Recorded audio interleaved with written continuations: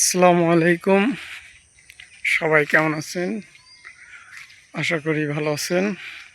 আমি কৃষক মোহাম্মদ রাব্বি হোসেন আবারও আপনাদের মাঝে হাজির হলাম। আজকে আপনাদের দেখাবো পেঁয়াজ ক্ষেতের মাথায় শাক, অর্থাৎ একই জমিতে দুই ফসলের চাষ। দেখুন কত সুন্দর শাক হয়েছে। এটাকে বলা হয় পালং শাক।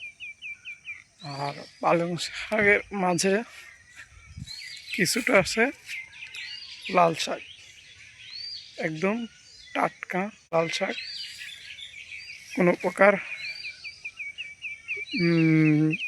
অজৈব সার দেয়া হয়নি, যার কারণে এগুলি একদমই টাটকা, খেতে খুবই সুস্বাদু।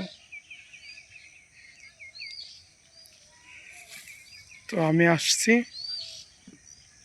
এই শাক তুলে কিছুটা বাজারজাত করব। তো আপনাদের যদি কারো এরকম টাটকা যে কোনো ধরনের সবজি লাগে আমাকে বলতে পারেন, আমি দিতে পারবো ইনশাল্লাহ।